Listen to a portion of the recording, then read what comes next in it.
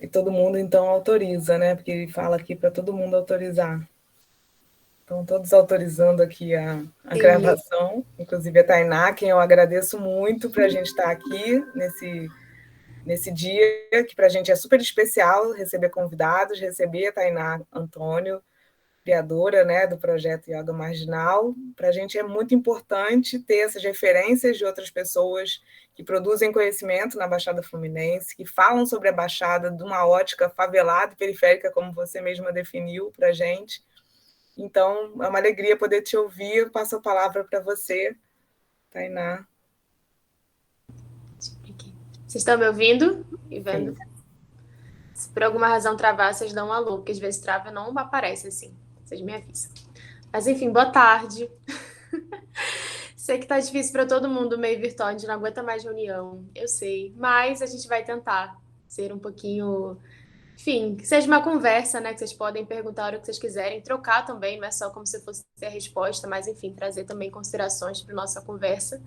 Mas eu espero que de alguma forma, né, a gente se sinta um pouquinho mais motivado, nem que seja pela raiva, a terminar o que a gente começou dentro da universidade. Porque esse é o meu modo, entendeu? Não é nada muito assim, tenho nada muito assim positivo em si para dizer, sabe? Mas o fato é que eu continuo lá dentro. E não é fácil continuar lá dentro, né? Mas a gente está conseguindo. Então, eu vou me apresentar bem rapidinho, assim, por mais que muitas, né, não sei, quem já conhece o projeto, mas eu vou apresentar porque me pediram, né, professora Anitta, e eu agradeço muito, porque eu já tive a chance de estar lá dando aula de yoga, lá na Rural de Nova Iguaçu, e eu amo, assim, eu amo ser convidada para dar aula de yoga, a parte prática, né, nas universidades públicas, ainda mais na Baixada, então, sempre que me chamaram eu ia, e agora também não seria diferente, mas... Vou explicar um pouquinho da minha trajetória. Não sei se é o meu ou de vocês. Porque hoje eu estou no doutorado, né? Mas eu falo que de tudo que eu faço na minha vida, a parte acadêmica é a menos legal, assim, sabe? Até estou no doutorado, isso é legal, realmente. Mas de tudo que eu faço, essa é a parte menos interessante, assim. Mas, de alguma forma, estar lá dentro é o que me proporciona também ter espaço em outros lugares, né? Nem que seja de escuta, né? Porque é isso. Infelizmente, sendo professora de yoga ou só professora de yoga, não é suficiente para que eu tenha minha voz escutada em muitos lugares. Mas quando eu continuo sendo professora de yoga e tenho lá do lado doutoranda ou mestranda, isso me coloca no lugar de mais legitimidade, né? Que não é o que eu busco para ninguém aqui, não acho que a gente tem que estar na universidade para ter direito à fala e à escuta, mas hoje é o que acontece, sobretudo se você é uma pessoa negra, se você é uma pessoa da favela, da periferia ou da Baixada Fluminense como um todo. Então, isso eu percebo, né, que abre um pouquinho mais o espaço em outros lugares para a minha pessoa, para o que eu tenho para dizer. Então, eu sou cientista ambiental por formação, e de alguma forma se assemelha à geografia. Eu gostaria muito de ter feito geografia, vou dizer isso aqui bem aberto. Assim, hoje, que já estou formada em ciências ambientais, eu gostaria muito de ter feito geografia. Inclusive, quando eu terminei a graduação, eu entrei com um pedido de reingresso na UERJ, que tem um polo da UERJ em Caxias, na FEBEF, que é na minha rua, inclusive, é na minha rua. E é isso, né? A gente não tem muito acesso a esses espaços quando a gente é criança e jovem na Baixada Fluminense, então eu não sabia que tinha uma UERJ na minha rua. Acho isso assim, importante dizer. Ninguém sabe, inclusive, em Duque de Caxias, que tem um polo da UERJ lá. Como muita gente em Nova Iguaçu não deve saber que tem um polo da Rural em Nova Iguaçu, com cursos como vocês fazem. Então, vem gente de fora e a própria galera que mora ali do lado, às vezes, não tem acesso àquele espaço. Então, quando eu terminei a graduação, eu tentei reingresso e entrei para geografia na FEBEF, só que eu já estava no mestrado e aí ficou muito difícil, precisava trabalhar para continuar. Mas deixo aqui que eu gostaria muito de ter feito geografia, então, enfim, espero que vocês gostem do curso de vocês, porque de longe eu acho que eu gostaria mais do que o meu. Por quê? Ciências Ambientais é um curso novo, assim, que eu realmente sou muito orgulhosa de ser cientista ambiental, acho que é até bonito falar isso, sabe? Mas, por ser um curso novo, nós não temos um espaço muito definido de trabalho. Então, esse campo acaba sendo construído por quem está lá dentro, né? E as pessoas que entram no curso de Ciências Ambientais, talvez Geografia também, mas eu não tenho certeza por não ter feito, né, Geografia por muito tempo, assim. Quem entra no curso de Ciências Ambientais tem sempre aquela mentalidade muito do amor à natureza, né? Não que eu não tenha, tenho também, mas essa não é a minha principal razão de estar dentro de um curso de Ciências Ambientais, né? Então, quando eu entrei no curso de Ciências Ambientais, achando que eu ia estudar favela, periferia, deslocamento urbano, né, que é o que eu vivia, né, eu acho que tem tudo a ver estudar ciências ambientais dentro dessa perspectiva, né, de desigualdade social e também de pensar propostas, políticas públicas, né, para esse espaço. Eu entrei achando que eu ia fazer isso numa universidade pública, e, na verdade, eu encontrei um espaço, assim, que, em tese, na teoria, as pessoas falam sobre isso, mas, na prática, são pessoas, na verdade, em termos não dos professores, mas dos estudantes, né? A maioria da Zona Sul, a maioria branca, a maioria mesmo. Para vocês terem uma noção, eu entrei em 2014, e a minha turma tinha uns 60 alunos, né? Sempre assim, sempre uma turma grande no início.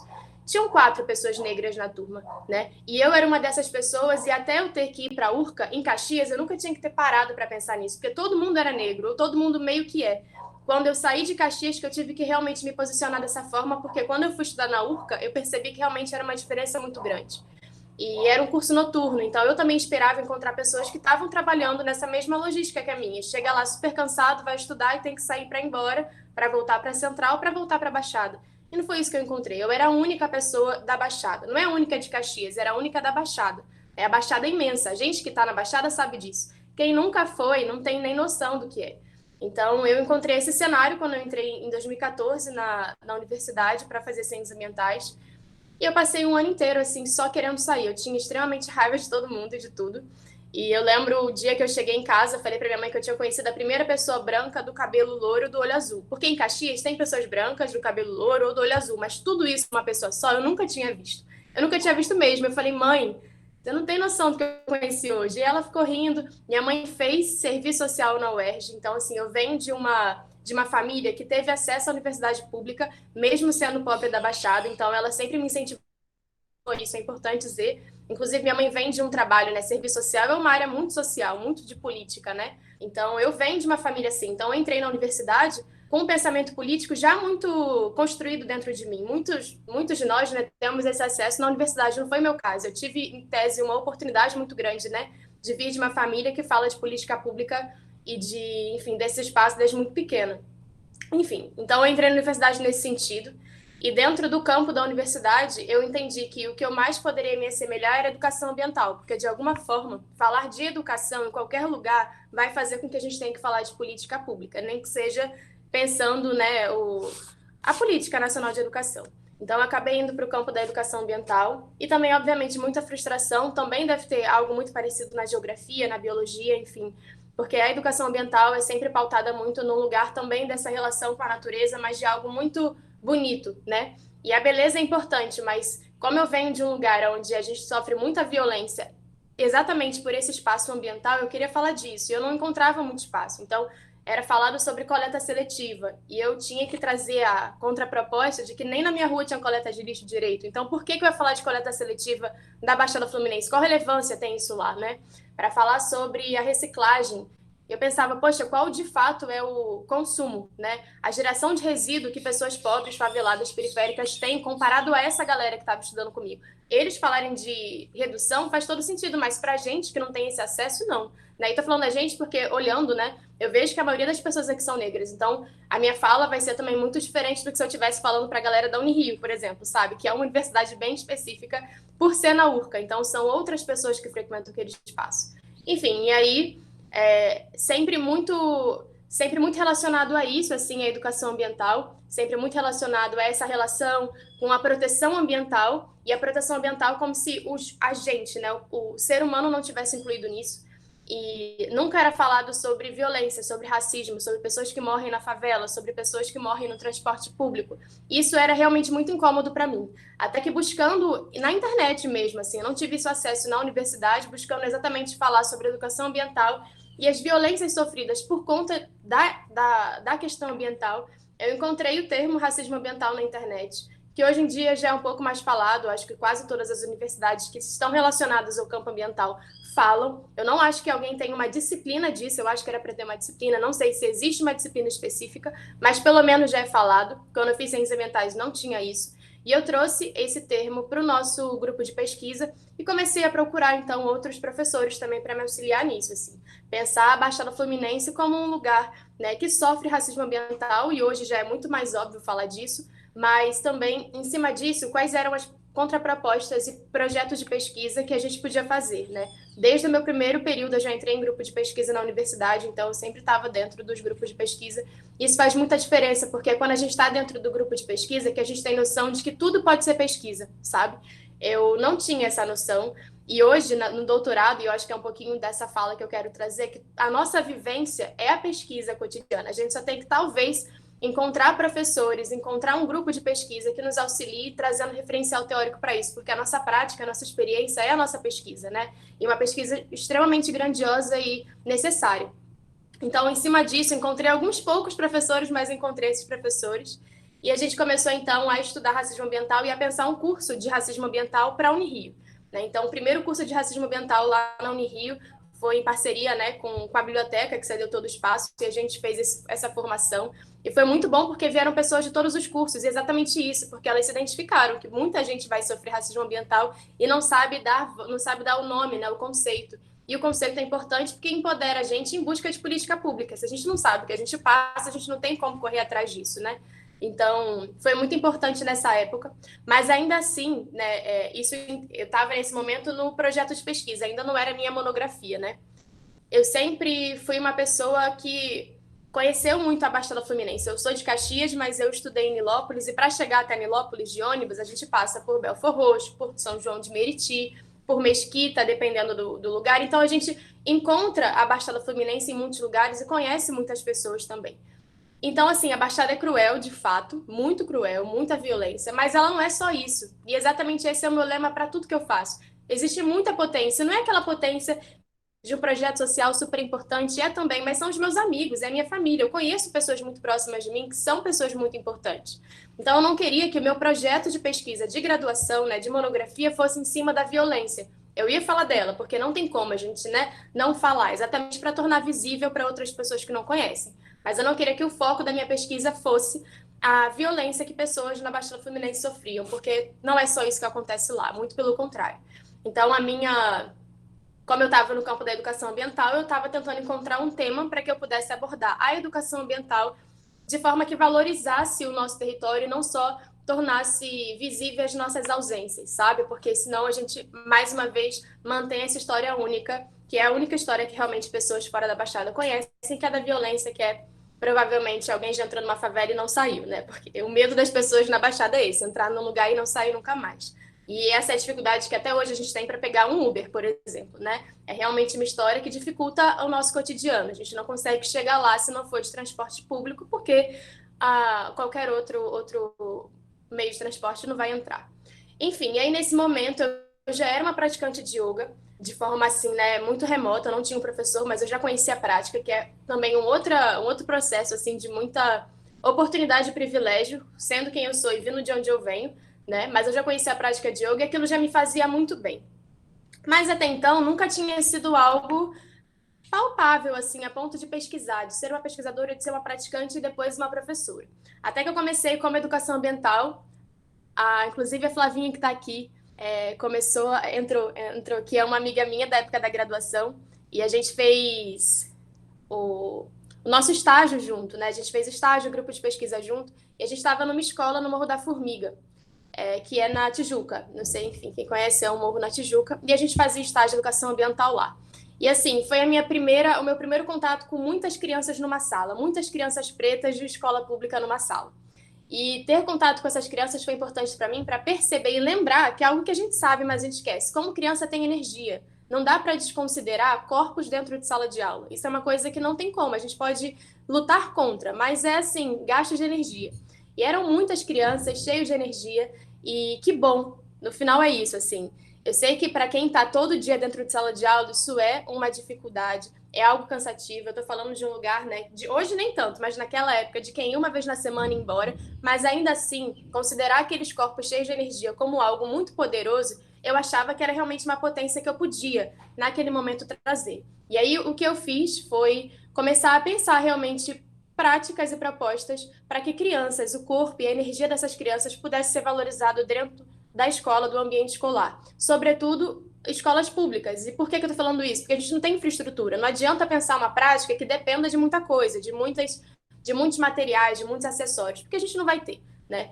E o yoga, nesse momento, apareceu assim como poxa, eu não preciso de nada, só um corpo. Literalmente um corpo cheio de energia, que é o que essas crianças já têm, né? Então, foi em cima realmente dessa prática que a gente estava vivendo e também da minha experiência com o yoga na minha vida, que eu achei que dava para tentar relacionar yoga e educação ambiental.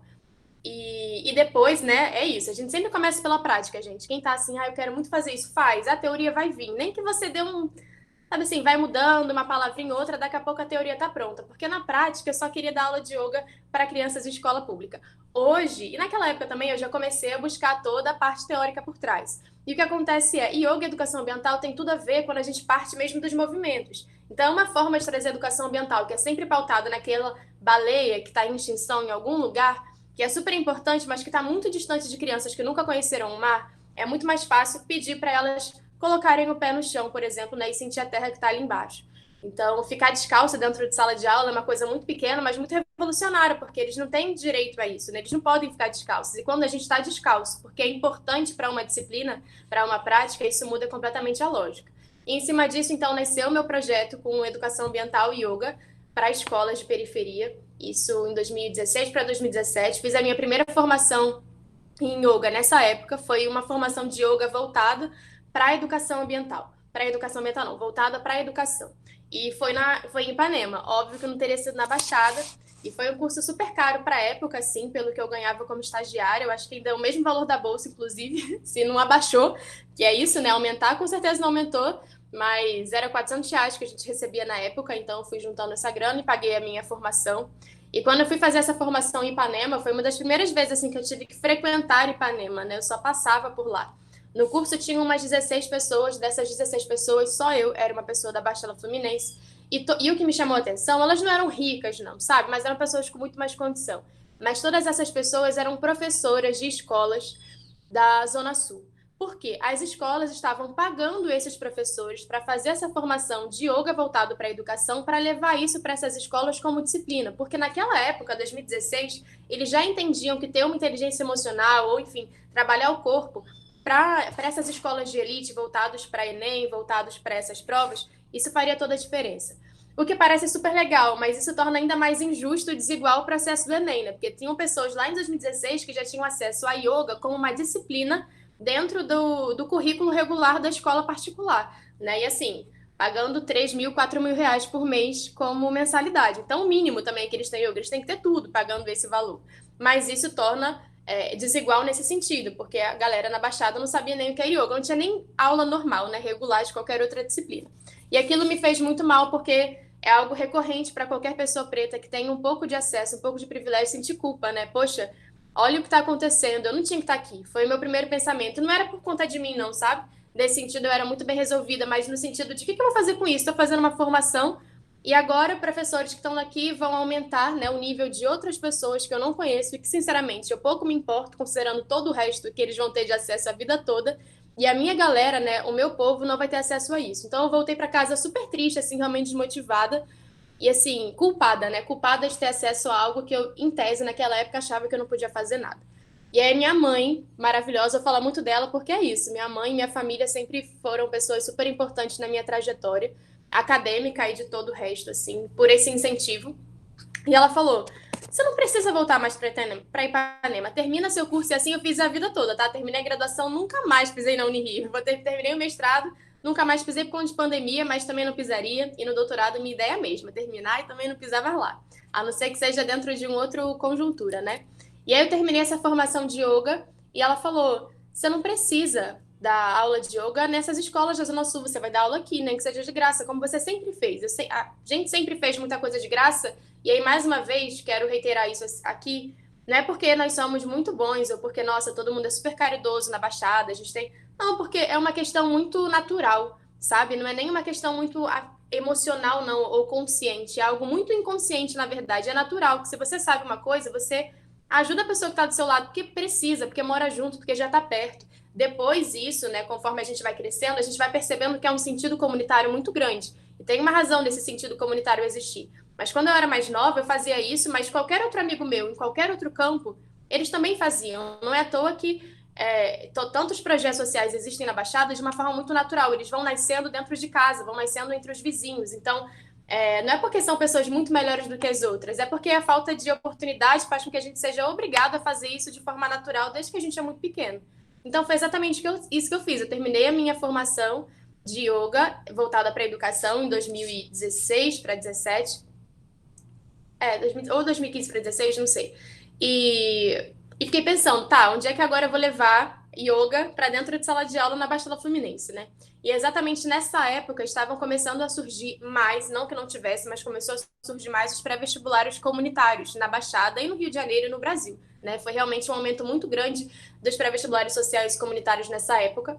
E muitos deles começados por pessoas como a gente, né? Uma geração um pouquinho acima da nossa. Então, eram pessoas da Baixada, pessoas das favelas e periferias que tinham acesso à universidade e na metade do curso percebiam, poxa, não dá para ser único aqui, a gente não quer ser único aqui. Começavam a se unir e abriam um pré-vestibular do lado de casa, no espaço que tivesse acesso. E assim, então, surgiram os pré-vestibulares comunitários em muitos lugares, inclusive em Duque de Caxias. E é isso, é o que eu tô falando, não é só eu. Todos os meus amigos participavam desse movimento e continuam participando até hoje. Então, os meus amigos de diferentes disciplinas, de diferentes cursos, eles foram se unindo e abriram pré-vestibulares. Como cientista ambiental, sendo muito sincera, eu sabia que eu não tinha a menor condição de dar aulas de biologia, geografia, física, nada. Eu sabia um pouquinho de tudo, mas nada o suficiente para dar aula, sobretudo para o Enem, que é uma prova completamente, né, injusta e muito focada. Então, eu tinha total noção disso, assim. Falei, e aí eu conversei com os meus amigos, falei, ó, não dá para mim, eu sei que vocês querem muita minha ajuda, mas não dá para mim. O que eu posso fazer nesse momento é ajudar com yoga.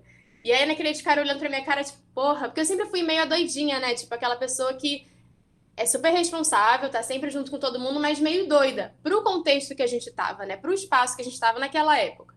Só que naquela época também eu já tinha essa formação e eu expliquei de fato por que seria importante ou interessante ter uma prática de yoga se as pessoas quisessem. Ninguém seria obrigado a fazer. Mas se quisesse, eu ia estar ali disponível para apresentar essa prática de yoga. E assim, no ano de 2016, 2017, meio que nasce o Yoga Marginal sem ter esse nome. Era basicamente a minha experiência e pouca experiência com yoga dentro de pré-vestibulares comunitários, ou de forma regular, que era um que tinha perto de casa, ou de forma mais esporádica, um pouquinho antes das provas do Enem, exatamente para ensinar um pouquinho das técnicas de respiração, porque no fim, a prova é realmente para o Enem, né, especificamente. É uma prova que vai avaliar todo esse espaço, mas também é uma prova de sorte, né? Se você tá bem naquele dia, pode ser que você se saia melhor do que outras pessoas, porque é muito desigual. Então, uma única prova não vai ser capaz de tudo. Mas se você tiver a sua respiração do seu lado, pode ser que isso te facilite. Então, a minha função era essa dentro dos pré-vestibulares, trazer a respiração como algo consciente e como uma prática. É natural, a gente vai fazer, mas é também uma prática. É uma coisa que a gente pode treinar, assim como a gente treina a nossa escrita, a nossa pesquisa, tudo. E, enfim, assim nasceu, então, o Yoga Marginal sem ter esse nome, mas já era essa proposta. O nome, né, eu hoje sou super orgulhosa desse nome, porque eu vejo que ele me abriu muito as portas na Baixada Fluminense. E é exatamente isso que eu quero. Quero que o nome possa abrir portas nesses lugares. Porque me fechou também portas em vários outros, e também isso é muito bom, dependendo do que a gente quer. E eu queria um nome, porque quando eu falava de yoga, as pessoas já ficavam ou não sabiam o que era ou virava a cara. Isso faz todo sentido que vira cara, porque assim como o campo ambiental é super elitista, o campo do yoga é o elitista mais, né? É a galera da área ambiental piorada. Essa é a galera do yoga, né? Que pelo menos do yoga que a gente tem no Ocidente. E então as pessoas tinham muita dificuldade de acessar essa prática, né? Pelo nome do yoga, né? Pelo que já era vendido. Então eu queria um nome do lado para que demonstrasse, pelo menos pela curiosidade, que aquele yoga era diferente, né? E eu sempre gostei da palavra marginal, porque é uma palavra que a gente escuta muito, né, sendo da periferia, seja de forma negativa, seja de forma positiva, como foi sempre algo muito utilizado para descredibilizar, né, o povo periférico. Em determinado momento, as próprias populações, os próprios jovens foram ressignificando esse nome. Então, assim como tem yoga marginal, hoje tem os artistas marginais, os poetas marginais, os grafiteiros marginais. Muitos campos, muitos grupos e jovens, né, de periferia, eles foram ressignificando esses nomes, já que a gente é chamado disso, agora a gente vai ser, mas dentro de uma outra forma, né? Exatamente nessa luta, nesse embate. Então, assim nasceu o nome Yoga Marginal, e isso realmente me abriu muitas portas, porque sempre que eu falo de Yoga Marginal, nem que seja pela curiosidade, quando é na periferia, as pessoas querem saber o que é, mesmo que não goste depois, e isso me fechou portas também em muitos outros lugares, porque é como se eu estivesse mexendo com algo muito sagrado que é o yoga, né? E realmente é algo muito sagrado, tão sagrado que eu quero que muita gente conheça. Mas em determinados espaços, colocar a palavra marginal, que em tese é uma palavra, né, mais profana, do lado da palavra yoga, é algo que eu não poderia fazer, então isso me fechou muitos espaços, mas também me motivou muito a seguir fazendo o que eu tinha começado lá em 2016. Enfim, e aí nasce, então, o yoga marginal como uma prática, porque é uma prática, e já tinha feito lá a minha monografia com yoga e educação ambiental. E aí, nesse momento, já é 2016, 2018, 2017, 2018. Por que eu tô falando disso tudo? Porque tudo isso que eu tô falando é basicamente eu, Duque de Caxias, sobretudo, e amigos, e a nossa vida, sabe? E aí, todo mundo, né, quando conhecia Yoga Marginal, ficava super interessado, e isso foi ampliando, eu fui conhecendo mais pessoas, eu fui conhecendo favelas, fui conhecendo espaços no Rio de Janeiro que eu nunca teria entrado. Por medo, porque as pessoas colocam muito medo na gente, e falo isso, eu acho que eu já troquei essa ideia com algumas pessoas na Rural, uma vez que me chamaram para falar sobre Baixada Fluminense também. A própria galera da Baixada tem muito medo da Baixada, né? Eu ando em Caxias, mas eu não ando em Belfor Roxo, porque Belfor Roxo é pior do que Caxias, dentro do imaginário da Baixada Fluminense, né? Alguém que anda em Nilópolis não anda necessariamente em Queimados, porque é pior do que Nilópolis, sabe? Então, pessoas da periferia, elas ainda assim também vão estratificando, né? Como se essa micropolítica do poder, ela também vai existir no nosso território, né? Quando existem bairros melhores do que outros dentro da Baixada. E isso acontece muito. Então, nós também temos medo de entrar nesses espaços, porque realmente é perigoso, mas porque as pessoas estão sempre falando essa única história desses lugares. E se a gente não for lá conhecer, a gente não vai saber. Isso eu percebi muito no yoga, quando eu comecei a dar aula de yoga em Caxias, eu dava aula num espaço em Caxias que as pessoas não iam, porque elas tinham muito medo de descer do ônibus e andar aquele pedacinho, sabe? Então, o meu trabalho maior era fazer as pessoas descerem do ônibus para andar uma ruazinha e chegar naquele espaço. E eu entendo, não é de forma alguma julgando, mas é realmente reconhecendo, porque isso também foi uma questão para mim por muito tempo. Hoje menos, mas ainda assim eu tenho muito medo de alguns lugares na Baixada, mas se a gente não tiver nessa coragem mínima de reconhecer que quem mora ali é, de certa forma, nossa família, a gente não vai entrar. E esse foi um pouco do espírito que eu trouxe para o Yoga Marginal, assim, reconhecer que todos os espaços que eu estou indo, e normalmente eu vou porque eu estou sendo convidada aí, é porque alguém que está ali do outro lado é, de certa forma, minha família. Eu vou me reconhecer neles de alguma forma e eles vão se reconhecer em mim também. Então, a gente tem que ir com medo, lógico, mas não é um medo. É com a fé mesmo, assim, né? E é engraçado usar essa palavra, porque dentro da universidade, a fé, o que é, né? A fé é a coragem, é reconhecer que o outro que está do nosso lado ali vai acolher a gente de alguma forma. E é assim que eu fui entrando com o Yoga Marginal dentro de muitos lugares, dentro de muitas favelas, não só no Rio de Janeiro, e saindo de lá. E fui percebendo a potência que tinha, não só nesses espaços, mas também na minha prática, sabe? Porque até então era algo realmente muito natural para mim, muito consciente, assim, de que era uma prática muito física e também comunitária coletiva. Só que dentro dessa época que eu fiz graduação, e Flavinha hoje também está no mestrado, eu já tive o meu grupo de pesquisa, não sei como é o de vocês, já tinham pessoas do mestrado, era um grupo coletivo, assim, né? E eu acho super importante que pessoas da graduação tenham acesso no mesmo grupo de pesquisa a pessoas que já estão no mestrado, no doutorado, para que a gente entenda o que é de fato que é o mestrado, o que é o doutorado, porque parece algo muito distante da nossa realidade. É por questões de desigualdade, mas não porque a gente não tem condição de estar lá. Essa é a diferença, né? Pode até ser que a gente não tenha, que a gente não queira estar, mas se a gente quiser, é realmente um espaço para a gente também. E eu tinha minimamente essa noção, não queria muito, mas tinha minimamente essa noção. E eu sou de uma geração, assim como a maioria de vocês também, assim, olhando, né? Que nos foi vendido a ideia de que a gente fizesse mestrado, a gente teria uma condição de vida um pouco melhor, de trabalho um pouco melhor. Eu sou dessa geração que realmente acreditou muito na educação pública, realmente acreditou muito na formação, de que se a gente tivesse graduação já era alguma coisa, já foi uma mentira. Sair da graduação sem muita perspectiva. Se eu tivesse mestrado, com certeza. Então eu falei, já que a graduação não deu, né, tudo que eu imaginei, vou pro mestrado. E aí tentei a prova, fiz o processo seletivo e entrei para fazer o mestrado. E aí, no meu caso, né, não é também em todos os lugares, mas no meu caso já pedia projeto de pesquisa, que normalmente é onde a gente trava, né? O que a gente vai pesquisar? Poxa, eu não tenho condição de pesquisar nada, é minimamente a nossa cabeça. Eu não tenho condição de pesquisar nada, não sou boa em nada, não sei de nada. E aí, nessa mesma época, o Yoga Marginal, ele já tinha saído, assim, uma notinha no jornal, sabe? Já tinha saído, já tinham me pedido para falar no rádio, então existiam alguns lugares que já me conheciam. E eu lembro, isso foi muito marcante para mim, uma menina perguntou se podia fazer um artigo, assim, né? Fazer um artigo sobre yoga marginal. Eu falei, poxa, se ela, que não é ninguém que fez aula comigo, não sou eu, pode falar sobre yoga marginal de forma acadêmica, eu posso mais ainda. Eu tenho que poder. É um direito meu. Eu conquistei esse espaço de construir essa prática, essa metodologia, essa filosofia, e eu acho que não tem ninguém melhor do que eu para falar sobre ela. Então, eu escrevi exatamente projeto de pesquisa sobre yoga marginal, que seria o yoga na Baixada Fluminense, e que é uma coisa muito ampla, né? Então, o que eu escolhi foram as metodologias, né? Porque parece muito simples chegar com o yoga na Baixada, mas não é. Se a gente não souber metodologias, adaptações para levar o yoga para os lugares, a gente não vai chegar a lugar nenhum. Isso não só yoga, mas qualquer outra prática que não seja tão natural na Baixada Fluminense, na periferia.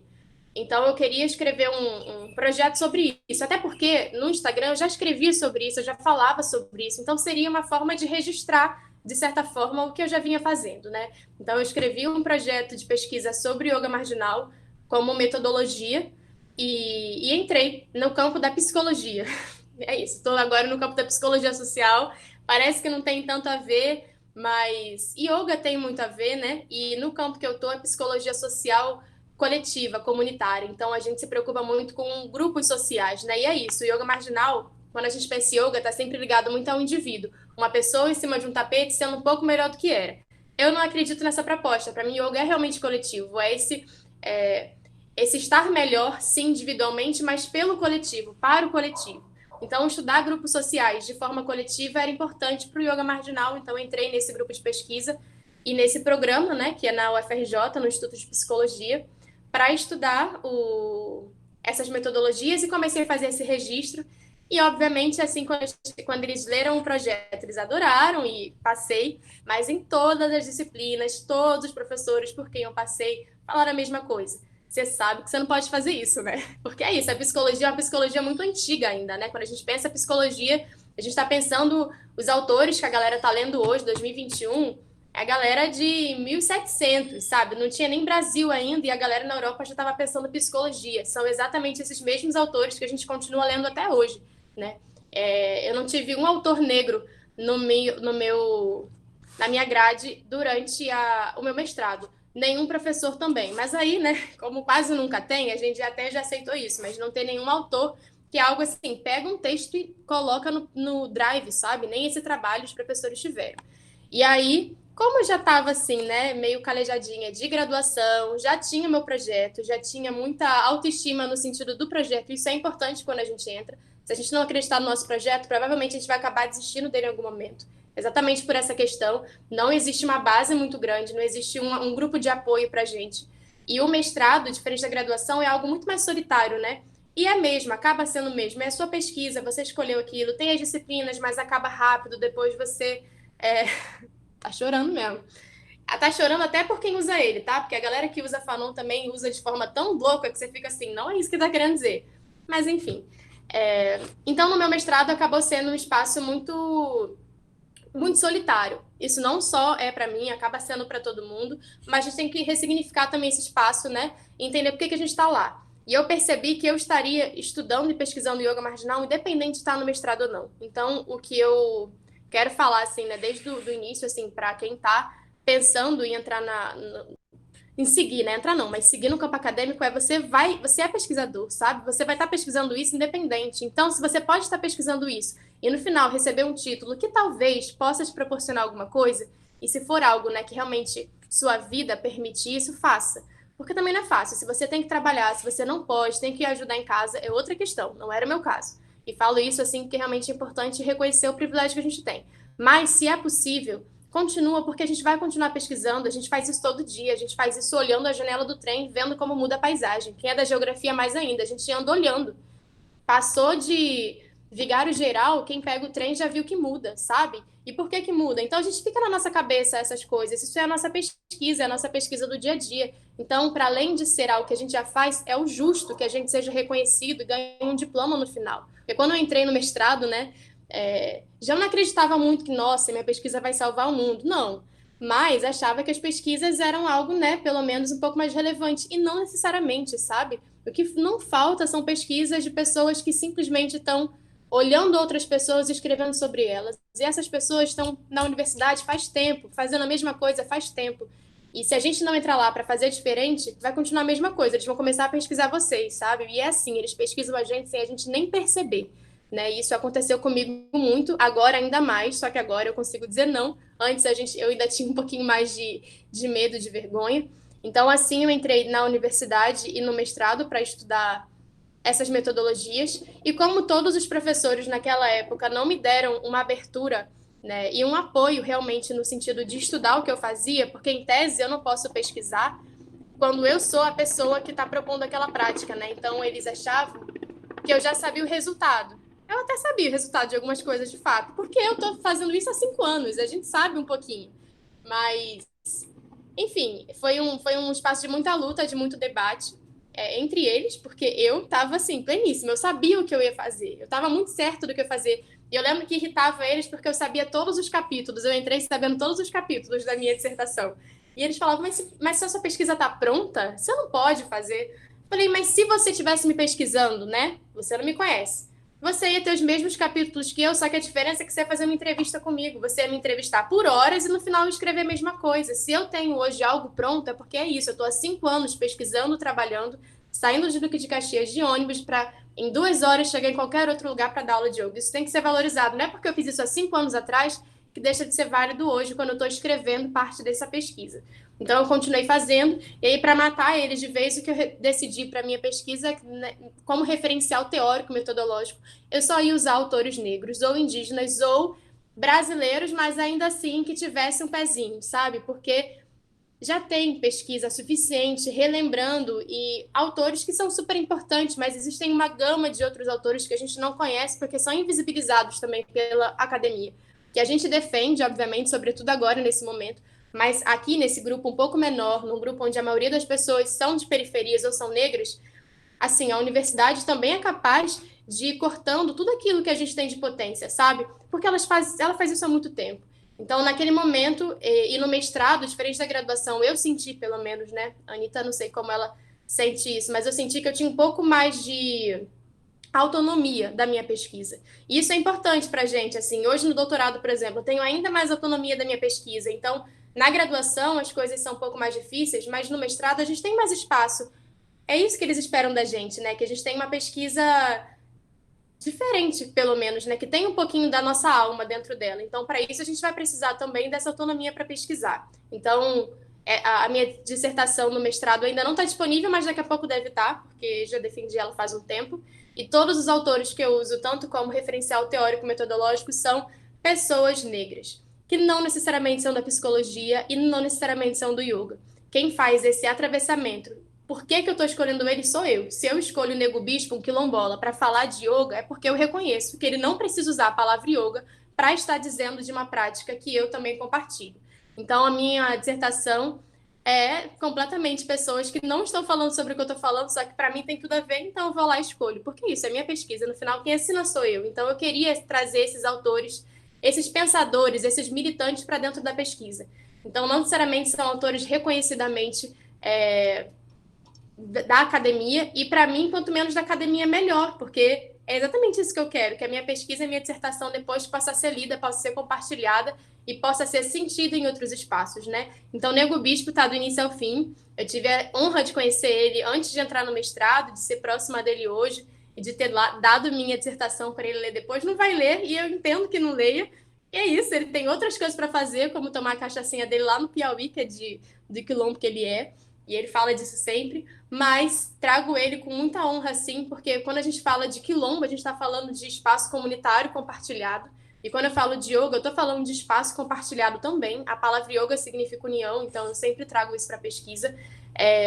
Então ele é em termos de metodologia, né? Ele jamais escreveu um livro falando sobre quilombo como metodologia, só que na minha visão como pesquisadora, e aí a gente tem essa autonomia para confluir, né? Que é exatamente o que ele traz para a gente, o que a gente imagina. Então, eu trago ele para falar sobre essa parte metodológica e de referencial teórico também.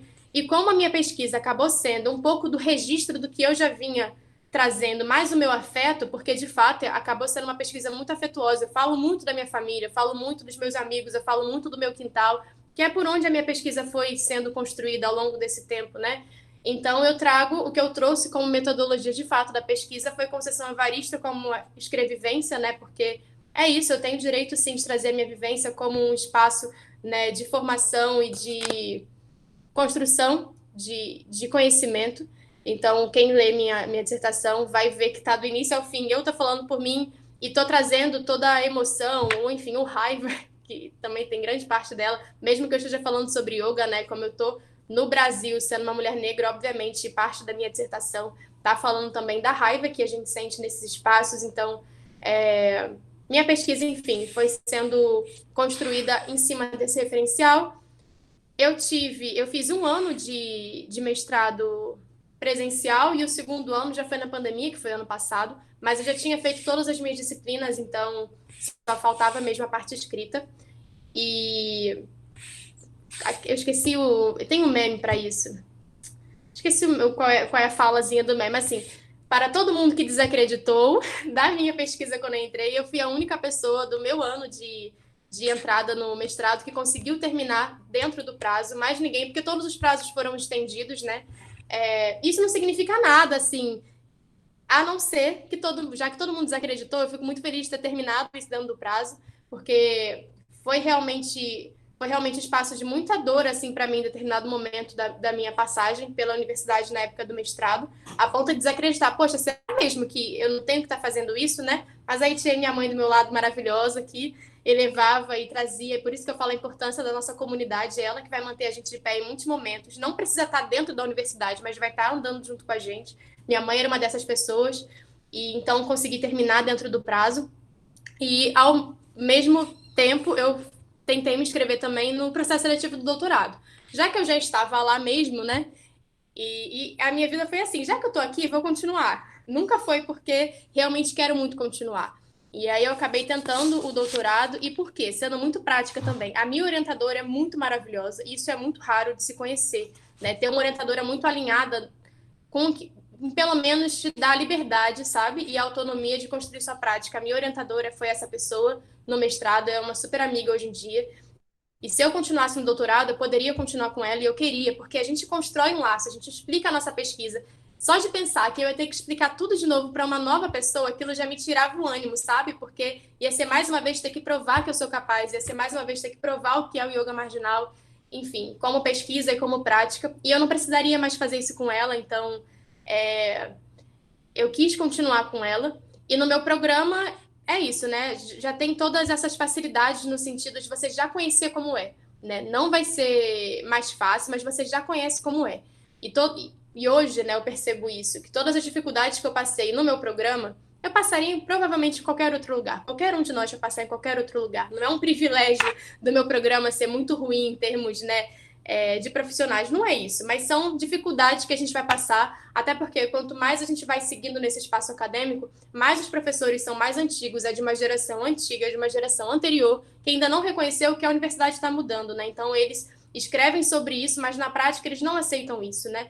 Então, isso não é algo do Instituto de Psicologia que eu estou, em vários outros programas provavelmente é assim também. Então, eu decidi continuar com a minha orientadora, que nesse momento e, de fato, é a pessoa que a gente tem que se dar bem, é a pessoa que vai estar com a gente do início ao fim. Os professores, a gente fez a disciplina, acabou, esquece, não precisa mais deles, sabe? E é realmente assim, seguindo uma linha muito prática. Ter a sorte, né, de encontrar um orientador que esteja do seu lado, eu acho que vai garantir que, pelo menos, você consiga finalizar o seu processo. Então, eu entrei no doutorado, inclusive no mesmo dia, eu defendi o mestrado, no mesmo dia saiu a lista do doutorado que eu tinha passado, e aí passei no doutorado no mesmo. E aí a diferença agora, né, continuo estudando yoga, não desapeguei do yoga, tô sempre com o yoga junto comigo. A diferença é que agora eu vou pesquisar um pouco mais a filosofia, né, porque eu vou ter muito mais tempo. O mestrado é muito rápido, gente, tipo, passa realmente muito rápido. Eu não botava fé nisso, 2 anos é muita coisa, dependendo do que a gente quer, né? Mas para uma pesquisa, isso é muito rápido, sobretudo para pesquisa de campo que você não conhece. O yoga marginal era o meu campo é a minha vida, né? São as construções que eu vim fazendo há 5 anos. Se você quer pesquisar algo que você nunca foi, 2 anos é muito pouco para você se aproximar, para você pedir permissão, para você realmente ter uma pesquisa que o outro lado quer que você também esteja ali, né? Porque senão a gente está fazendo só uma pesquisa da nossa própria cabeça e violentando espaços e territórios, que é o que a universidade fez com muita maestria por muito tempo. Então, como eu considero que não é o nosso caso aqui, não é o caso de ninguém nesse espaço, é importante pensar nisso. 2 anos é muito rápido para uma aproximação a um território diferente. Então, pensem nisso, mas pensem também que qualquer outra coisa que você, como uma pessoa favelada, faça, isso é uma pesquisa, sabe? Assim, hoje que estou lá dentro, literalmente tudo para mim é uma pesquisa. Eu morava com 20 pessoas, eu fico pensando, nem todo mundo sabe o que é morar com 20 pessoas, o que é ter que olhar a quantidade de comida e dividir no prato, tendo certeza que a última pessoa que vai comer vai ter comida, sabe? E isso é algo que a minha família faz desde sempre. Ninguém me ensinou a contar, só que eu consigo olhar uma comida, uma mesa e saber o quanto que eu posso colocar no prato, olhando quem já comeu e olhando quem falta comer, sabe? Então, se eu quisesse hoje fazer uma pesquisa sobre isso, eu poderia fazer, e é justíssimo que se faça. Seria, inclusive, uma pesquisa super legal, porque mostra exatamente esse senso de comunidade e da naturalidade com que a gente vai construindo as nossas práticas cotidianas, sabe? Que é uma coisa que em outros lugares as pessoas não vão ter acesso, porque elas não têm acesso. Flavinha está aqui também, inclusive, não sei se ela está... Ela acabou de mandar mensagem. Eu não sei se ela lembra, mas na minha monografia ainda, eu falei de quintal. Eu sempre falo do quintal porque é isso, eu morava no quintal com 20 pessoas. E eu falo quintal sem ter que explicar. Porque de onde eu venho, todo mundo meio que morava num quintal ou tinha um primo, um amigo, um vizinho que morava num quintal. Então, para mim, assim, como assim você não sabe o que é um quintal, sabe? É sua obrigação saber que você mora no quintal ou você cresceu perto de um. E eu escrevi sobre quintal na minha monografia e o nosso orientador na época colocou uma notinha de rodapé falando o que era quintal. Que eu tinha que colocar o conceito. O conceito não, o do dicionário, o significado. Falei, mas como assim? Eu não sei nem trazer o conceito de quintal, porque não é algo do dicionário, é algo construído socialmente. É uma construção coletiva o significado do quintal, né? E eu amei, inclusive, ele ter feito isso, porque eu não coloquei nada e faz com que quem sabe o que é um quintal se reconheça. Quem não sabe, que busque saber o que é, entendeu? Porque quem sabe o que é um quintal vai ler minha pesquisa e vai saber que é aquele lugar que você toma banho de banheira com seu primo, quando você é pequenininho. E se a pessoa nunca teve um quintal, aquela pesquisa provavelmente não é muito para ela, sabe? Ela vai entender no contexto, tudo bem, eu não vou focar essa pesquisa nela.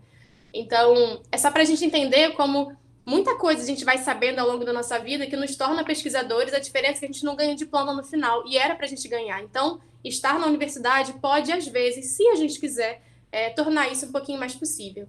E aí agora a minha ideia, né, é não só estudar a metodologia, porque eu já fiz um pouco isso no mestrado, mas estudar a filosofia, trazer realmente essa filosofia do dia a dia, né, do cotidiano, do yoga, que é nas coisas básicas da vida, fazer esse atravessamento da filosofia do yoga indiano, que é o yoga mais conhecido, do yoga africano, que é um yoga que não é novo, é muito antigo também, mas é novo, né, dentro do consenso do Brasil, por exemplo, no qual eu também sou formada, fazer esse atravessamento entre essas duas filosofias e o Brasil. Como é que a Índia, como é que o Egito, eles vão tornar, né, possível um yoga na Baixada Fluminense, né? Quem é que está aqui antes? Quem é que veio antes aqui nesse território, que também já falou um pouquinho de yoga, mas não com esse nome, né? Então, o Nego Bispo vai continuar aqui comigo, obviamente. Uma pessoa que está muito na minha pesquisa do início ao fim é o Renato Nogueira. Estou falando porque provavelmente é professor de vocês, ou enfim, se não é, procurem saber, porque ele está na universidade de vocês. E, assim, é uma pessoa incrível, assim, eu acho que pro tempo que a gente está, né, de universidade, é um professor que abriu muitas portas para pessoas negras que pesquisam a filosofia africana. Isso é extremamente difícil de encontrar. Eu vim, né, estudando filosofia africana desde a época da graduação e nunca tive um professor que pudesse, pelo menos, saber do que eu estava falando. Eles não podiam nem me julgar, porque eles não sabiam nem o que eu estava falando, sabe? Era nesse nível de distanciamento que eu tinha naquela época. Travou? Não. É porque algumas pessoas travaram, mas é pouca coisa. Então, essa dificuldade de encontrar, né, pessoas dentro da universidade que abram e que acolham a gente nesse caminho. Renato Nogueira foi essa pessoa. No meu mestrado, ele já estava presente, foi minha banca. E no doutorado, espero que continue sendo também. E ele fala muito sobre a filosofia africana, ele foi responsável por traduzir textos importantíssimos, né, e que eu tive acesso, né, por conta dele. Então, e ele fala muito sobre esse lugar, né, do coração dentro da perspectiva africana, como o afeto é realmente uma prática. Isso é uma prática, é uma filosofia, isso não é só um lugar da espiritualidade, não pode estar dentro de uma pesquisa acadêmica, tem que estar, tudo passa pelo afeto, tudo passa pelo coração, né? Então, isso é um princípio da filosofia africana que eu trago para o yoga, porque também é um princípio do yoga. E isso eu estou dizendo ele porque a gente sempre fala de pessoas que já morreram ou que estão muito distantes, e ele está vivo, está do nosso lado, inclusive mora em Duque de Caxias, né? Também é super importante um professor universitário negro de dread e que mora ainda na Baixada, né? Então isso é super importante de ser relembrado, de ser, né, que a gente possa estar mais perto disso e valorizando enquanto ele está do nosso lado, né? Porque depois que vai é muito fácil escrever um texto falando como a pessoa é maravilhosa, mas valorizar enquanto o povo está vivo, isso é mais difícil. Então que a gente possa valorizar. E, enfim, no doutorado, que é esse ano, né? Ainda não aconteceu tanta coisa assim, estou nas disciplinas, como, né, como vocês estão nas disciplinas virtuais, não aguentando mais, já de saco cheio, mas ainda assim lá. Continuo com o meu grupo de pesquisa, que de alguma forma me auxilia nesse processo, e também entender assim, não dá para dar conta de tudo, então um grupo de pesquisa, e eu acho que é um pouco do que provavelmente acontece com vocês, eles entendem isso também, né? Então, que a gente pode reduzir, a gente está reduzindo, os encontros que podem ser tirados, a gente está tirando para um outro momento, esperando que daqui a pouco a gente possa realmente ter mais espaço para as nossas pesquisas. A gente vai dar conta do que der agora. Nesse momento, por exemplo, eu preciso trabalhar e pagar meu aluguel, então essa é a minha prioridade. Como sempre foi, né? Eu acho que a nossa vida acadêmica é super importante. É claro que pode ser prioridade de alguém, não quero tirar o direito das pessoas de terem isso como prioridade, mas eu realmente espero que não seja, sabe? Eu espero que estar perto da família, dos amigos, ou de ter um trabalho, né, social, político, seja uma prioridade na nossa vida e não o que a gente escreve somente, sabe? Então, que a nossa vida acadêmica esteja presente, mas se a gente tira essa prioridade, inclusive o peso e a pressão está lá dentro diminui. Eu vi muitos amigos saindo do mestrado, saindo do doutorado, porque eles traziam aquele espaço como prioridade na vida deles. E, obviamente, vão se frustrar muito mais, porque não é tudo isso que a gente imagina, porque não tem como ser, nada é, né? E, então, tirar esse peso, realmente, eu levo isso como um lugar de eu já estaria fazendo isso se eu não estivesse lá. Então, já que eu já estaria fazendo isso, vou continuar para tentar um diploma aí no final, para também conhecer outras pessoas, conhecer outros pesquisadores, ampliar minha rede, mas isso não é prioridade na minha vida, então ter o yoga como prioridade na minha vida, ter os meus alunos, que inclusive tem gente aqui também, isso faz com que eu tenha muito mais força para seguir no doutorado, mesmo que nem sempre eu esteja muito afim, deixo isso aqui muito claro também, não é todo dia que eu estou afim, mas enfim, sigo lá, né? E aí agora eu estou completando 6 meses, que é bem pouquinho, mas já faço menos do que faltava antes, e essa é a conta para a gente finalizar qualquer coisa. E enfim, não sei se existem perguntas, se vocês quiserem, enfim, trazendo outras coisas, a gente vai conversando, porque a minha proposta é mais ou menos falar dessa trajetória, assim, né, acadêmica, para mostrar que toda a minha trajetória acadêmica passa pela minha vida pessoal, ou seja, todas as minhas pesquisas existem antes na prática para depois vir a teoria, e eu acho isso importantíssimo, assim, né, para qualquer coisa que a gente faça. Então, nada nasceu porque quero estar no mestrado, não. Eu já fazia isso e aí fui para o mestrado depois, então tornou a pesquisa muito mais agradável, muito mais afetiva realmente para mim. E no doutorado a mesma coisa, e eu vejo pelos meus amigos também que estão nesses espaços o mesmo processo, mas sempre trazendo também a perspectiva de que não é nossa obrigação estar lá dentro, certo? Assim, eu vejo muito isso, assim, para pessoas negras, sobretudo, né? Já que a gente pode, a gente entra. Sim, é um caminho, foi o meu caso. Mas às vezes a gente também sustenta um peso muito grande porque a gente acha que tem que ficar pelos nossos, porque nós somos os primeiros da família e acaba sendo um peso muito grande. E eu acho que essa não é a razão pela qual a gente tem que fazer as coisas. Então a gente pode estar lá dentro porque a gente quer, porque a gente está tendo essa oportunidade, esse privilégio, mas sem sofrimento, certo? Isso é uma proposta na filosofia do yoga, a rinça e a não violência, assim, eu estudo, eu pesquiso, eu dou aula de yoga, então eu não tenho como me violentar, que eu vou estar indo contra completamente tudo que eu acredito, então a não violência tem que ser um princípio máximo, assim, então se está sendo violento esse processo, para, respira, descansa, começa depois, se permita isso também, sabe? E porque o que não falta são caminhos pra gente, assim, no nosso, ainda mais agora na pandemia, a gente está tendo tá vendo como o tempo é outro, como tudo que era prioridade deixou de ser, as coisas mudam muito, né? Então, nada pode ser violento, a gente tem que se respeitar nesse processo. E, enfim, Era um pouquinho do que eu tinha para compartilhar, eu acho, com vocês em termos de fala, e agora, o que tiver de pergunta, né, ou de troca, a gente vai seguindo. E é isso. O que acha, Anitta? Quer que fale mais Nossa, alguma coisa específica? Eu falo nossa, muito rápido, não, tá ótimo. não É sei, isso, é mas espero que tenha dado para entender. a intensidade da vida também, né? Eu acho que você tentou fazer. Quem consegue resumir a vida, ainda que seja acadêmica ou a sua vida depois do yoga marginal, são muitas coisas, tem que sintetizar isso. Exige, enfim. Mas eu achei ótimo. Eu tenho várias coisas que eu queria comentar, que eu fui anotando algumas coisas aqui para não esquecer. Uma delas, acho que eu até anotei ali, que a última vez que a gente se viu foi justamente na FEBEF, no dia antes do decreto, foi a minha última atividade presencial, foi uma aula inaugural do curso noturno de Geografia da FEBEF. Então, estava justamente começando essa, que é uma iniciativa super importante para estudantes trabalhadores, né, ter aula à noite. E eu acho que é muito bom poder te ouvir agora. Naquele dia você estava fazendo a prática, né? E, enfim, queria comentar várias coisas, mas eu queria deixar o pessoal falar também, né? Eu acho que o pessoal está começando ali a falar no chat. Fala aí, vamos trocar aqui com a Tainá. A Elô falou. Estão me escutando bem? Pode falar, Ale. Sim.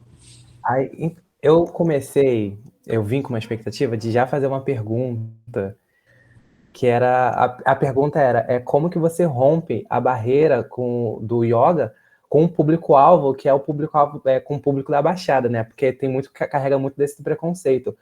Até eu mesmo carrego, só que, tipo assim, eu acho que eu não quero nem fazer essa pergunta, a não ser que você queira responder para as outras pessoas, porque a sua fala já chegou assim, quebrando um pouco dessa barreira. Só de você falar ali, eu já tava meio que, tipo assim, me tranquilizando aqui na minha, e eu pensando, poxa, então é isso. Então, se foi isso, já quebrou bastante coisa do que eu achava, porque realmente eu tinha, não sei mais qual o tempo usar, mas essas barreiras em relação ao yoga, meditação, aí eu li um pouco bem rapidinho da sua monografia, e você falando aqui foi uma experiência que foi acalmando, sabe? A forma que você fala, do que você fala. Aí eu, então é isso. Então tá tudo certo, sabe? É assim, já quero. Exatamente. E obrigado por isso, sabe? Mas a ideia é essa. E assim, eu acho que eu entendo, porque é o meu sentimento até hoje, dependendo de quem tem aluno meu aqui assistindo. Eles sabem disso, não é algum segredo. Dependendo de quem vai falar de yoga, eu não vou sair da minha casa para assistir, sabe? Dependendo de quem vai dar aula de yoga, eu não vou sair da minha casa para fazer. Então, eu entendo que as pessoas tenham uma barreira com o yoga. Não é nenhum preconceito, é uma barreira mesmo com o yoga, porque o mundo do yoga ele queria isso, né? Se hoje a gente não tem tanto professor de yoga na Baixada, é porque o yoga não quis. As pessoas não quiseram ir para a Baixada fazer esse movimento, sabe? Então faz com que a gente não queira ter esse espaço. Mas a minha ideia no mestrado foi falar exatamente sobre essas metodologias, porque quando eu cheguei, a única coisa que fez com que eu pudesse minimamente falar sobre yoga era ser de lá. Porque minimamente as pessoas, na verdade, eles não queriam yoga, eles queriam, já conheço a Tainá, ela é uma pessoa legal, eu vou fazer yoga aqui com ela, sabe? E assim, pelo afeto, pelo cuidado, eu fui ganhando um espaço maior. Porque num primeiro momento, ninguém queria fazer yoga e eu super entendo que não queira fazer. Inclusive, uma parte super importante, assim, das minhas falas, que eu acabei não trazendo para cá, porque a maioria das pessoas são da Baixada, né? É que os pré-vestibulares comunitários, em sua maioria, eles são espaços cedidos, né? E é o espaço que dá para fazer. E a maioria desses espaços na Baixada são igrejas católicas e evangélicas. E era esses espaços que eu ia dar aula de yoga, sabe? Então, se eu chegasse nesses espaços já achando que todo mundo é extremamente ignorante e não vai querer, eu ia realmente perder a chance de estar compartilhando yoga com o povo que eu quero, com a galera que eu quero. Então, assim, eu já tive que conversar com o padre, com o pastor e com os meus amigos, né? Eu tinha que passar por todos esses espaços para conseguir levar a prática de yoga. E o que eu fiz é desapegar de tudo. Se estava muito difícil falar de yoga para um pastor ou para um padre, eu não falava nada. Era uma prática de alongamento, de respiração, e eles olhavam para mim de cima a baixo, assim, tipo, o que essa garota, toda tatuada, toda doida tá querendo? E eles sempre deixaram. Então, assim, é esse espaço de acreditar realmente no outro, acreditar que se uma pessoa já abriu o espaço dela, né, de fé, para que um grupo de jovens tenha acesso à educação, provavelmente essa pessoa está do nosso lado sim, por mais críticas que a gente possa ter a esses espaços religiosos de alguma forma, né, no Rio de Janeiro. Então, assim, eu sou uma pessoa que, obviamente, tem uma luta muito grande quanto a isso, mas conheci espaços, assim, igrejas e espaços religiosos como um todo, né, incríveis na Baixada Fluminense, e todos eles que eu tentei conversar e eu fui, assim, aberta, né, partindo de um lugar que aquelas pessoas estavam do meu lado, eu sempre consegui dar aula nesses lugares, sabe? Então, mas essa é uma metodologia, a gente tem que querer falar, tem que querer mudar a palavra, a yoga não está servindo, respiração não funcionou, alongamento não funcionou, eu já apelava, olha, a galera lá da Zona Sul está tendo acesso, o que eu quero é que eles tenham também. E aí eles entendiam, por fim, dentro desse, quando a gente fazia essa comparação, e eu sempre consegui levar a prática de yoga para esses espaços cedidos, né, no amor, no fato é isso, né? De alguma forma acaba sendo o afeto que também possibilita encontros na Baixada Fluminense. Por isso que toda a minha pesquisa fala um pouquinho sobre isso. Mas é isso, agora você sabe que o yoga é outro. Se você quiser, não precisa, mas se quiser, serve para todo mundo. Que vocês possam conhecer, não só por mim, mas por qualquer outro professor que hoje tenha na Baixada Fluminense.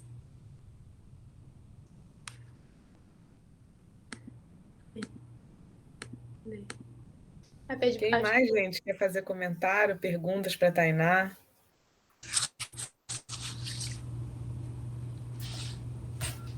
E aí, quem já tinha participado de alguma atividade que houve lá no IEM, alguém pegou essa Lohane? Chegou a fazer a prática? Eu fiz algumas vezes, porque a Tainá já foi no IEM algumas vezes, né? E aí eu já fiz algumas práticas, já fiz no encontro, acho que do PET também, já fiz com a Bárbara, numa aula da Bárbara, também já fiz, foi muito legal. E eu conheci o yoga também, né? Eu conheci o yoga, a prática do yoga de fato por causa da Tainá. E eu comecei a praticar, não com a Tainá, mas sozinha em casa, por conta dos nossos encontros no IEM. Então, eu acho muito especial esse momento de conversa com você. Eu fico muito feliz, assim. O PET tem esse papel, eu acho, né, de aproximar também diferentes formas de conhecimento, né, e para mim foi muito importante, ainda que esteja aquele yoga, isso é um problema já, né, mas branco que eu tive acesso, né, para mim foi um momento muito conectado também com a vida acadêmica. Eu tinha pânico de falar em público, assim, eu tinha medo de auditório, microfone, e os concursos para professor exigiam um equilíbrio emocional que eu não tinha. Aliás, eu deixei de praticar, né? Esse ano de pandemia foi bem complexo. Depois da maternidade já foi difícil, mas eu acho que tinha uma coisa que você nem é a que você mais propõe, mas que tem a ver com o autoconhecimento, assim, né? Que tem a ver com a respiração, para poder vencer também os seus próprios afetos, os seus próprios sentimentos, o medo, tá? Você falou da raiva, por exemplo, você falou também do medo e tal. Eu tinha um medo de encarar aquela situação e foi respirando, aprendendo a respirar, que eu consegui de fato me tornar professora, porque afinal de contas não tem como ser professora e ter medo de falar. E aí eu acho que eu fiquei desde o início, assim, identificar alguém da Baixada como você que traz essa proposta tão intensa, para que as pessoas também possam se olhar, né? Por isso que eu acho assim, cada um deles aqui tem as suas experiências. E tem uma coisa que para mim foi muito forte, que eu terminei um doutorado feliz, em grande parte por causa da yoga, né? E porque eu tive uma orientadora, como você falou, muito especial, que me permitia a liberdade de escolher o que eu ia falar, fui falar no planejamento urbano de música. Então eu acho que é um caminho assim bem parecido com o seu, que é de trilhar o seu próprio caminho, encontrando alguns aliados, algumas aliadas, né? Para ter a liberdade de pensar sobre o que vive, né? Você com mais intensidade ainda, porque você criou um projeto e foi refletir sobre ele. Eu acho maravilhoso que você fala isso, porque também tem muito a ver com essa autonomia que a própria educação quer despertar nas pessoas, né? E você falou de autoestima, mas tem várias coisas, né? Assim, de fortalecimento, de afirmar a sua existência, de afirmar quem você é, de onde você vem. E é muito importante toda a sua fala. Eu queria muito ouvir as outras pessoas, porque eu tenho vários comentários para fazer de diferentes momentos da sua fala, mas eu não quero falar sozinha. Eu queria falar de outra coisa também, que eu acompanho a Tainá no Instagram e você tem a prática do Star Yoga, e eu acho incrível como isso é incrível. Eu acho que você deveria falar sobre isso, porque eu acho muito, muito foda, de verdade. Gente, eu esqueci. Normalmente eu falo Sar Yoga porque é o orgulho da casa, né? É o que eu falo assim, com orgulho, sabe? Uma mãe orgulhosa, eu que Sar Yoga. Mas eu acabei esquecendo porque, enfim, acabei falando mais sobre minha trajetória acadêmica mesmo, né? Porque é isso, é o que eu falo. Fora da academia a gente faz coisas muito mais interessantes, mas acontece de às vezes poder fazer as duas coisas juntas, né? No meu mestrado tem um capítulo inteiro para o Sar Yoga, porque eu falei, vou ter que ter um capítulo só para o Sar Yoga, até para explicar o que é, porque se fora da universidade já tenho dificuldade de explicar, pensa na universidade explicar isso, né? Então, primeiro ambientando as pessoas e depois falando de fato o que é, falando a parte legal, né? Trazendo os referenciais que eu quero, as imagens dos meus alunos dançando funk na pandemia, os meus amigos dançando funk no carnaval. Então, tá um compilado de música, foto e texto, né? E eu falo, inclusive, nessa parte do Sar Yoga, eu falo um pouquinho antes de maconha e depois eu falo de funk, né? Porque são duas coisas que as pessoas nas favelas têm acesso. E essas duas coisas, que é a minha proposta, né, no mestrado, são as coisas que é o yoga e a praia das pessoas da Zona Sul, sabe? Elas não têm acesso à praia e ao yoga todo dia, mas elas têm acesso a maconha e funk.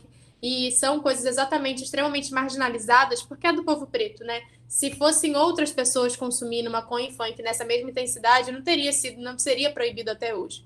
Então, eu falo de Sar Yoga nessa perspectiva de determinar, né, que o yoga veio na minha vida para fazer um trabalho de cura, mas o funk vem muito antes disso, né? Então, o ser funkeira, o rebolar, o dançar, né, faz com que eu seja uma pessoa muito mais feliz desde pequenininha.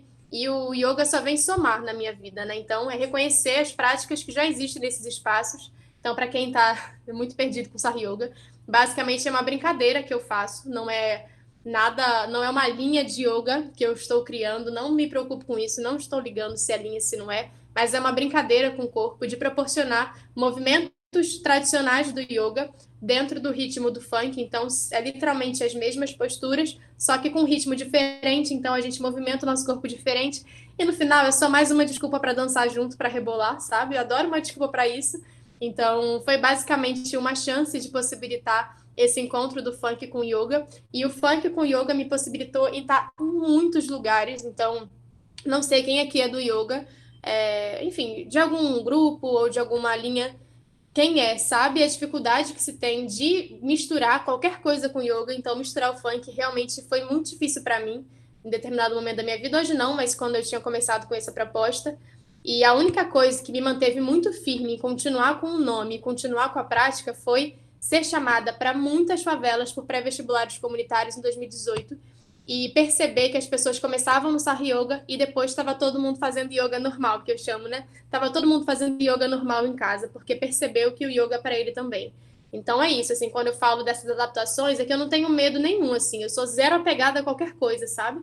Então, se eu tiver que mudar a palavra, o nome, a prática, eu vou mudando e vou mudar sempre que for necessário para que pessoas, e aí, né, eu falo desse nicho específico, para que pessoas pretas e faveladas tenham acesso à prática de yoga.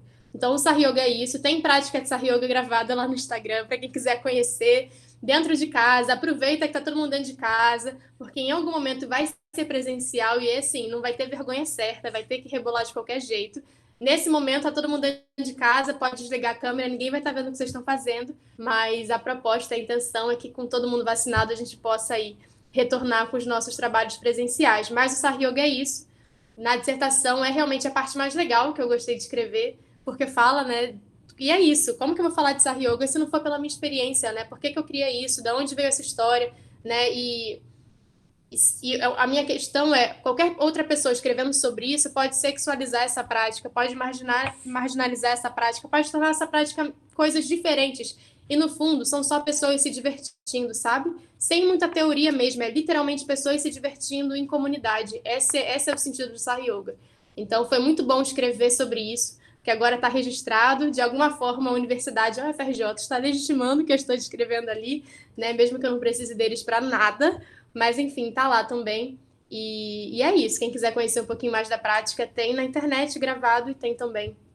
Vai ter também na dissertação que vai estar disponível aí daqui a pouco. A Jo perguntou alguma coisa, eu não vi.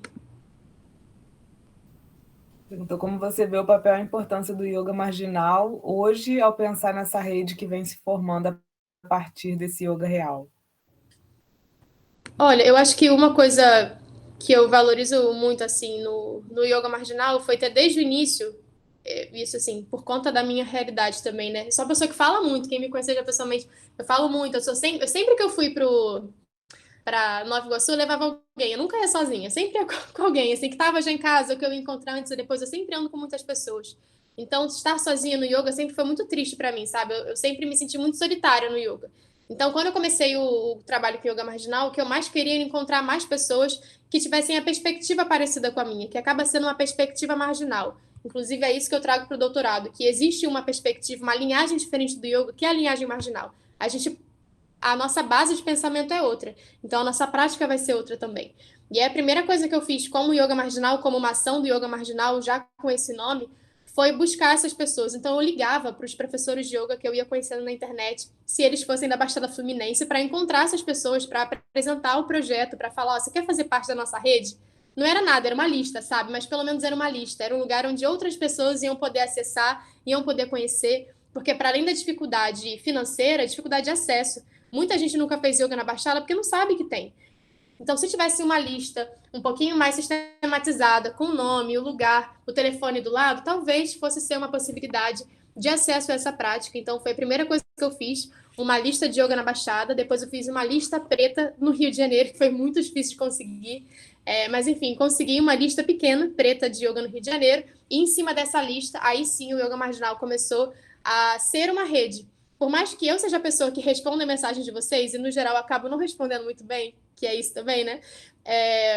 No fim, o Yoga Marginal se tornou uma rede, sabe? Onde pessoas que estão procurando um professor de yoga lá no Maranhão, eles vão entrar em contato comigo para que eu procure um professor de yoga no Maranhão.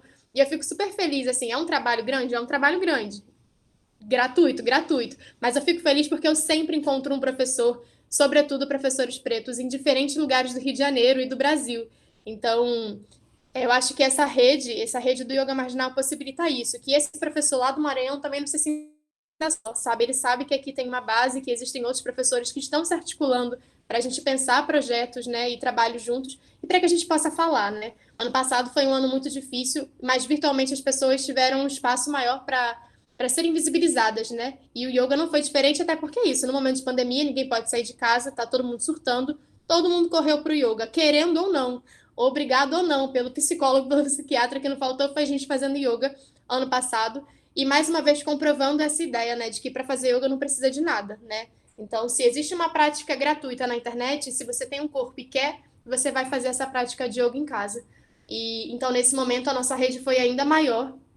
E hoje eu já vejo professores da Zona Sul do Rio de Janeiro, professores brancos do Rio de Janeiro e do Brasil, que também já estão entendendo o que é que esses outros professores desse yoga marginal estão querendo dizer, né? Porque yoga marginal é qualquer professor que esteja à margem e que goste desse lugar.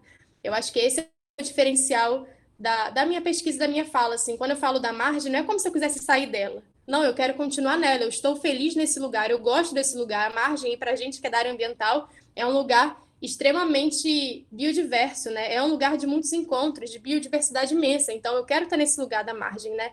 Eu não falo dela como uma necessidade absurda de querer sair. Muito pelo contrário, é de me manter nesse lugar e de que, se você quiser, você vai ter que vir até mim, porque eu já estou cansada de sair daqui, sabe? Então, eu acho que o yoga já está sentindo esse movimento. Ainda muito lento, menos do que poderia, como qualquer outra área da nossa vida, mas esse movimento já tem existido, não só no yoga, como na própria universidade também, né? Então, existe um movimento surgindo por falta de opção também, né? Nada muito afetivo, não, assim, sabe? Nada muito bonito de se dizer por falta de opção, mas ainda assim existe um movimento acontecendo na universidade e no yoga para estar mais perto, né, da maior parte da população, porque no final é isso, né? Nós somos a maior parte da população no Brasil. Quando foi o ano que você entrou na universidade? Eu entrei para fazer faculdade em 2014. Ah, tá. Não, porque eu acho que a realidade... a realidade deles, né, aqui, assim, a maior parte deles já entra num outro cenário, né, que é estudar em Nova Iguaçu, não precisar fazer esse Sim. deslocamento para a Zona Sul muda muito, né? E, inclusive, faz aquilo que você falou, andar por dentro da Baixada, de se deslocar e conhecer mais a Baixada.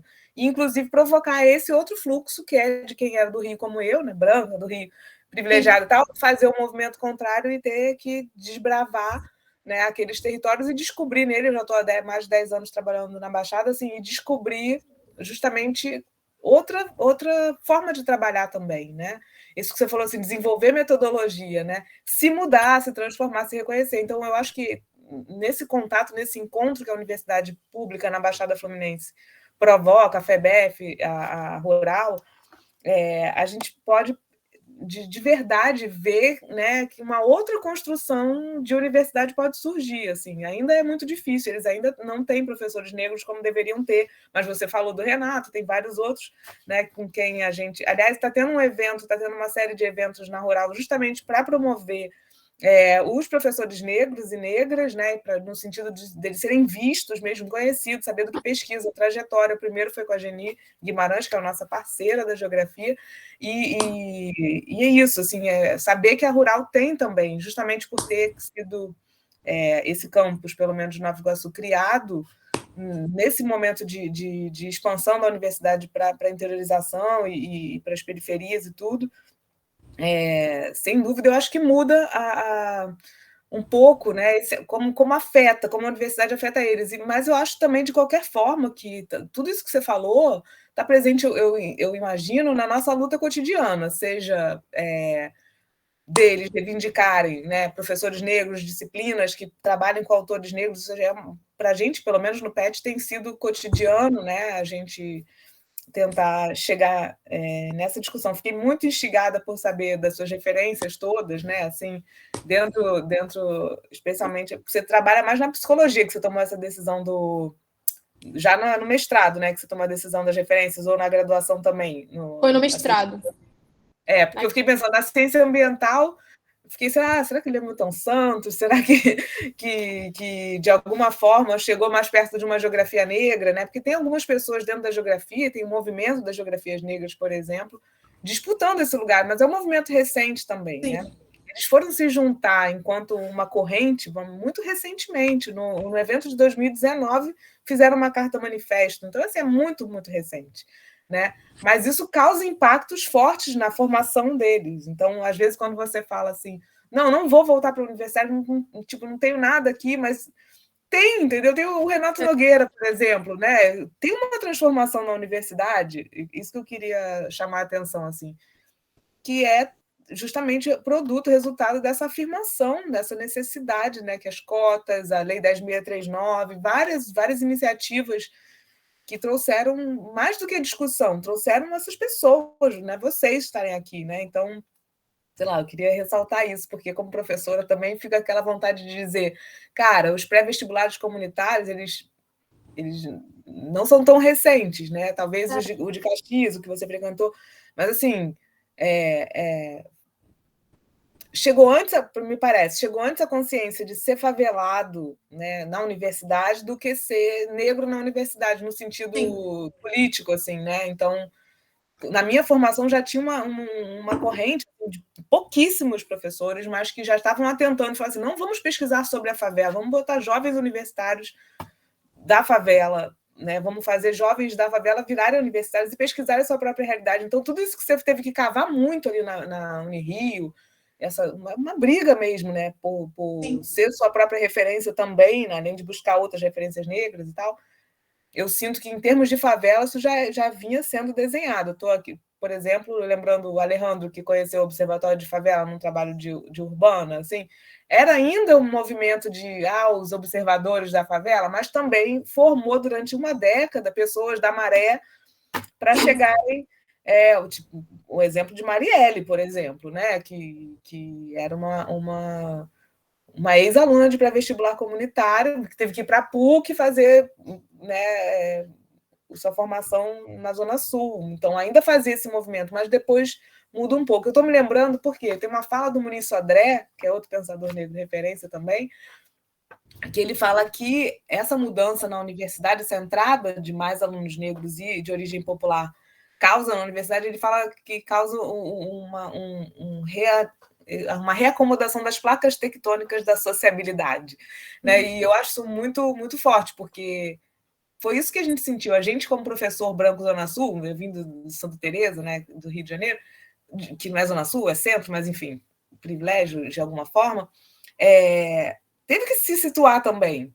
Sabe o Situando a Branquitude, que eles relutaram, inclusive, ano passado, quando a gente foi ler, porque eles acharam que era um branco escrevendo. Aí, quando viram o Lourenço... Lourenço, gente... esqueci o sobrenome.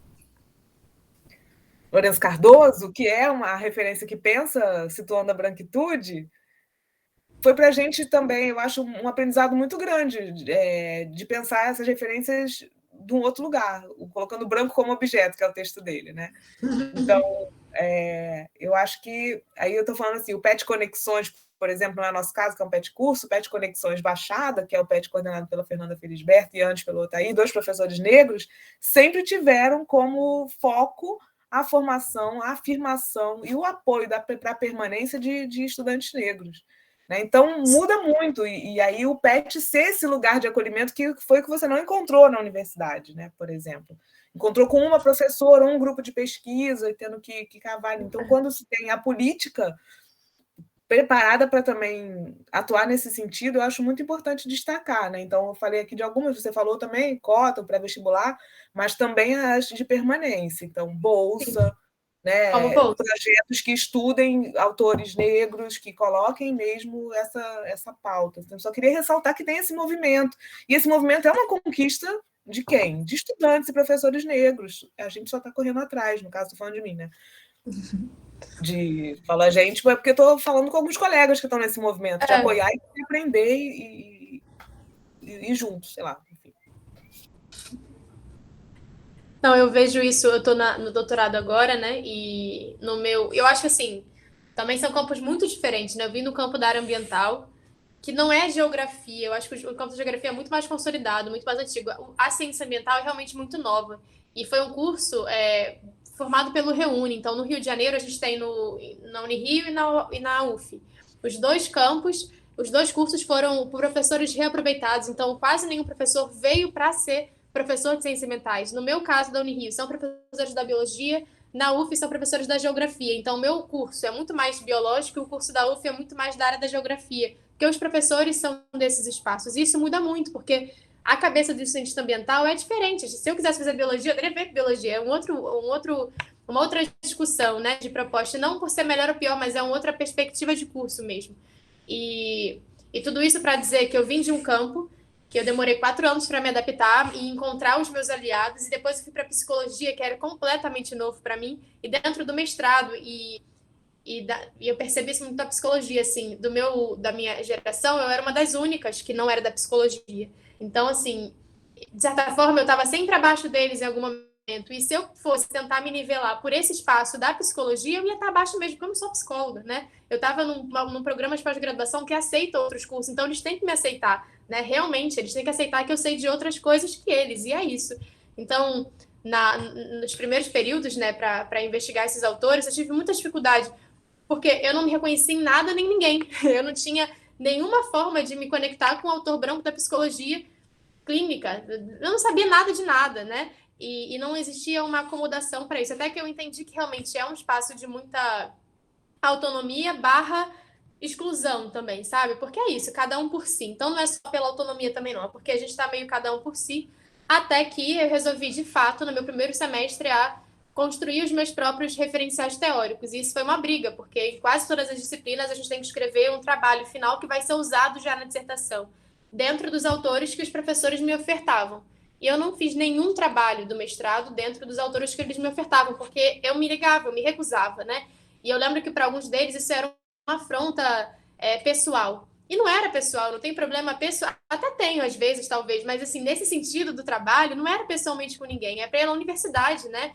Minha pesquisa não ia caber dentro daquilo que eles estavam me oferecendo. E eu sabia o que ia caber. Então, era isso que eu estava querendo dizer. Eu conheço a minha pesquisa, eu conheço pessoas que vão dar conta. E aí foi uma luta mesmo, assim, né? Porque acaba virando um espaço de muito conflito, desnecessário, conflito pessoal, né? E eu acho que essa é a importância do grupo, assim, é você estar como grupo. eu era a única pessoa negra da Baixada Fluminense na pós-graduação, então eu sempre estava sozinha falando, sabe? Então é uma dificuldade, porque vira pessoal. Se é um grupo falando, não é pessoal com ninguém, tá? Um grupo, tem a força, tem o afeto de um grupo. Se é sozinha, não. A Bárbara, né, que vocês falaram, ela entrou comigo, ela era do doutorado, estava no mestrado. E assim, foi algo muito importante para mim ter ela lá, sabe? Porque ela era uma dessas pessoas brancas que se colocavam do meu lado em tudo. Então, os referenciais dela também são muito parecidos com o meu. Então, todos os trabalhos que eu bati de frente com cada professor que usa outros referenciais, vira a Bárbara do doutorado, uma pessoa branca do doutorado, falando que também ia fazer isso, me dava também mais força para seguir, né? Então, essa é importante também dos grupos e dessa micropolítica do poder, de entender, assim, é fácil reconhecer privilégio, como que a gente abre mão deles, né? Eu acho que algumas pessoas brancas conseguem fazer isso ao longo do caminho, colocando o corpo delas, sabe? Nesse espaço, assim. E a Bárbara foi uma dessas pessoas que também me chamou também para estar lá como... Eu acho que era professora substituta, né, por um tempo, não sei se ainda. Mas, enfim, eu acho que a universidade também é um momento disso, assim. Teoricamente, é um espaço ótimo, super avançado. Para falar sobre privilégio, todo mundo sabe. Agora, abrir mão dele, né, ou usar o seu corpo realmente como outro espaço, como na prática, isso já é muito diferente. E no mestrado eu senti muito essa diferença, mas também é isso. Encontrei meu grupo, encontrei o porquê que eu estou lá dentro. O meu grupo, na verdade, são os meus alunos, são os meus amigos. Então, eles que me dão muita força também para ficar lá, para escrever. Enfim, é um caminho... É isso, não pode ser sofrido, sabe? Eu acho que esse é o meu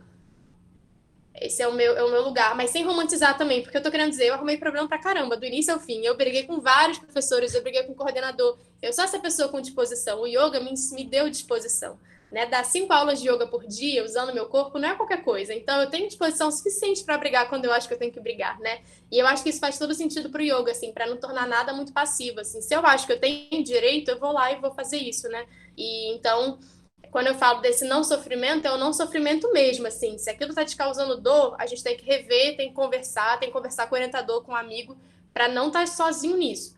Mas não é também para ser, nossa, amo. Não precisa amar. A gente não precisa amar, não. A gente tem que estar ali só porque é um direito nosso, conquistado, inclusive, que a gente quer manter, né? Não precisa ser no amor, né? Mas também não tem que ser na dor o tempo todo. Eu acho que isso nada pode ser, sobretudo, né, a universidade, porque a gente vai acabar saindo ou vai estar construindo algo que a gente não acredita, assim. Laura foi.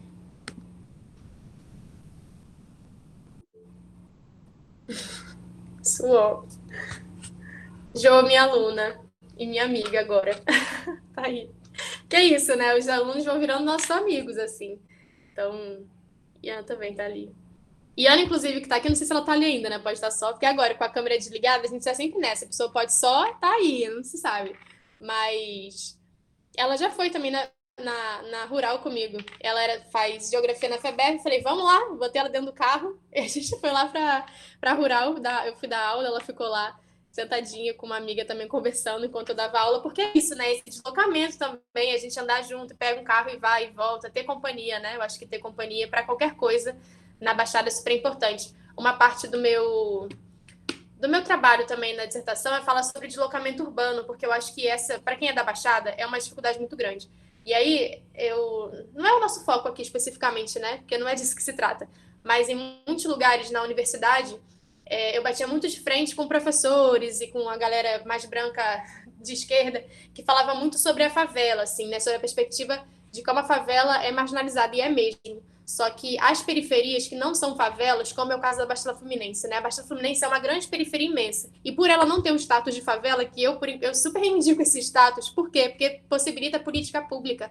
A Baixada Fluminense é tão esquecida a ponto de alguns espaços favelados do Rio de Janeiro terem condução de ônibus. A gente não tem. Não importa se você mora na 25 de agosto, que é um bairro nobre da Baixada Fluminense. Você não chega e você não vai embora, sabe? E o deslocamento, né, o serviço público de transporte é o que possibilita os encontros no espaço. Se a gente não pode sair, não pode voltar, a gente não tem como encontrar e com isso construir nada, né? Então, eu percebo que com o yoga, por exemplo, os meus amigos, o meu grupo de yoga, ter construído essa comunidade de yoga fez com que a gente tivesse companhia para ir e para voltar, né? Ia ser difícil, mas pelo menos é um difícil compartilhado. Ninguém está de madrugada na central esperando o ônibus. A gente agora tem companhia para fazer isso, né? E então eu falo muito do coletivo, nessa divisão do sofrimento, assim, sabe? Porque é o coletivo que possibilita isso. E quem é da Baixada Fluminense, assim, qualquer lugar que você more, provavelmente você já repensou 1000 vezes se você vai sair de casa ou não, porque senão você não volta, né? E eu acho que isso assim, é um dado da periferia, né? Qualquer periferia vai passar por isso. Então, quando eu falo desse deslocamento de transporte, eu falo muito da companhia para isso, né? A gente não necessariamente estou falando de uma proposta de reivindicar a política pública, por mais que a gente faça isso, mas realmente no dia a dia prático, assim, ter um grupo, ter um coletivo te possibilita conhecer o espaço. Tem muita gente de Caxias que nunca saiu de Caxias de fato, gente da minha idade que teve uma vida muito parecida com a minha, inclusive, mas por não ter companhia para sair, não saía, né? E eu tive que sair para estudar. Eu fico pensando, se eu não tivesse saído para estudar, talvez eu também não tivesse esse movimento de conhecer outras pessoas que me apresentassem a cidade do Rio de Janeiro, né? Porque eu não precisava, de fato. A gente não precisa, porque a gente tem tudo na Baixada, tem isso também. Mas não poder, porque realmente nos é negado esse espaço, aí já é uma outra questão, né? Então, não é um direito seu, não é uma escolha sua. Você não tem essa opção. E isso é um dado importante também, assim, quando eu falo de yoga, eu sempre falo de deslocamento. Tem muito a ver também, para além do deslocamento, que é uma questão super que interessa a própria geografia, né? Estou vendo a Elo e outras pessoas aqui da turma de geografia urbana, a gente falou hoje de subúrbio e periferia, hoje foi o tema dos seminários que eles apresentaram. Várias das questões que você está colocando aqui, certamente a Elo está fazendo, e Bruno, né, e outras pessoas que são aqui da turma, estão pensando no seminário de hoje, assim, que também é isso, né? Como que eles conseguiram juntar com arte para falar, né, de quarto de despejo, falar de Conceição Evaristo também, porque é justamente essa mudança de referências que a gente, como professor, sente que a universidade está passando e é muito intenso na formação deles, né? Assim, agora, quando eu falei do Milton Santos, é porque primeiro você fala muito da emoção, né? E ele também, quando ele fala do espaço, ele fala razão e emoção. Aquilo para mim foi libertário lá em 97, quando eu li aquele autor negro da geografia, justamente autorizando a gente fazer ciência com emoção, né? Então, isso é um dado fundamental. Mas eu me lembrei também dele falando da lentidão, de como os homens lentos, ele fala dos de baixo, né, dos pobres na metrópole, como que muitas vezes eles vão ver melhor as coisas justamente porque estão andando a pé, estão tendo que percorrer mais espaços, porque quando eles vão conhecer a Zona Sul, porque justamente é necessário para fazer um curso, por exemplo, né, que ninguém você foi, o movimento contrário não vai acontecer. Então, quando você fala assim, nós somos eu não sei exatamente qual foi a expressão que você usou, mas você assim, eu sei o que eu estou pesquisando, eu sou minha pesquisa, né? Você falou alguma coisa assim. E eu me lembro disso, assim, de um professor da UFRJ que foi dar uma palestra, e aí ele ficou falando, né, dos pobres, assim, sobre, né? E uma aluna falou assim, mas quer dizer, então, que se eu tiver a teoria dele e a minha experiência, então eu vou poder falar melhor que ele? Eu falei, isso, exatamente. Essa menina é a Natália, que foi quem me abriu as portas para a geografia feminista e hoje está no mestrado, né, com outra professora estudando cartografia, mas enfim, ela está pensando, e ela me provocou muito, né, na primeira aula dela, falando da favela do Barbante, como tinha sido difícil chegar na universidade, 3 tentativas, vários cursos. Então, assim, isso é para falar para você, assim, que tudo que você falou fez muito, para mim fez muito sentido com tudo que a gente estuda em geografia, né? Tudo, né? Então você vai falar de yoga, mas está falando de deslocamento, está falando de espaço, está falando dessa construção, inclusive pedagógica, né? Que tem a ver com a formação de professores, que é o que a gente faz aqui. Né? Você falou dos pré-vestibulares, dos projetos culturais e tudo isso, né? Essa efervescência, acho que ganha também, de certa forma, com uma universidade abrindo também essas possibilidades de deshierarquizar os lugares, vamos dizer assim, né? Não classificar os lugares hierarquicamente. Enfim, eu fiquei. Uma outra pergunta que eu ia fazer, você respondeu, que é a sua dissertação, que ainda não está disponível, né? Porque eu fico super curiosa No também. site, vai sair no site. Quando sair no site, eu No site coloco da UNRI. no site da FRJ, do IP. O mestrado na UFRJ já, né? E aí, gente, vocês querem fazer mais alguma pergunta para a Tainá? Porque já são quase 5 horas, e aí eu acho que fala aí.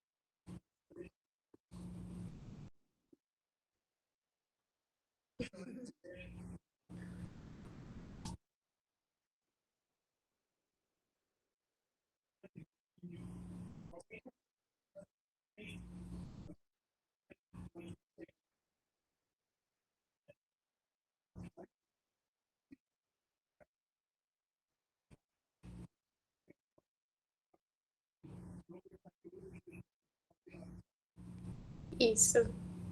Eu que agradeço isso, porque eu também fico. Gabriel de primeiro período. Olha isso.